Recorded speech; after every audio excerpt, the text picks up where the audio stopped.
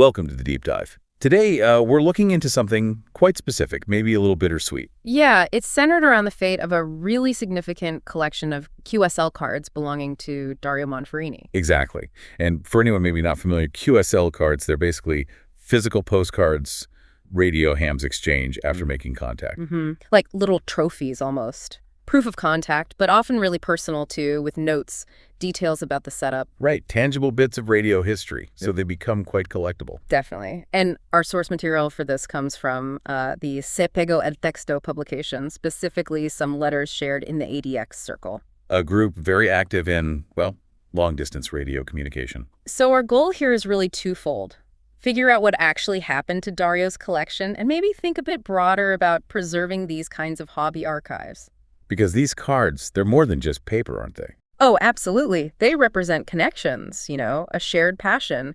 And for many in that ADX group, especially those who got their start with Dario and PlayDX way back in the 70s, well, it's part of their personal story. Yeah, you can feel that connection. The whole thing really surfaced from a post by Norbert Reiner. He'd read an obituary for Dario. Written by Fabrizio Carnavallini. Right, and in it, he learned that Dario's huge collection, not just QSL, but pennants, stickers, all sorts of radio stuff, had been, well, disposed of. Which is just, wow, a real shock. Norbert even made the point about future generations maybe not getting the significance. It's a sobering thought. And then Andy Lewandle chimed in with some context. Yeah, he clarified the circumstances, and they're actually quite sad. It seems Dario was hospitalized towards the end under public assistance. Which led to his property problems. Apparently so. The property had to be rented out and then eventually auctioned off to cover the costs. Gosh. Life getting in the way in the hardest possible sense. It really shows how vulnerable these personal legacies can be. And he also mentioned this sense of, well, regret. They'd actually planned to try and save the collection. He mentioned discussing it with Giampiero Bernardini and others. But then the COVID emergency hit, plus his own family situation. So the timing was just impossible. A missed opportunity. You can really hear that in his words. And what makes it even tougher, I think, is the point he made about it being a sort of collective history. Right. Not just Dario's personal stuff. Exactly. People in the group had contributed to things over the years. It was like a shared archive of their early radio days. Which makes the loss feel even more, well, personal for that whole community. Yeah. There is maybe a tiny, tiny bit of potentially good news, or at least not entirely lost. You mean the part about Giampiero Bernardini? Yes, Andy mentioned he managed to salvage a couple of bags of material.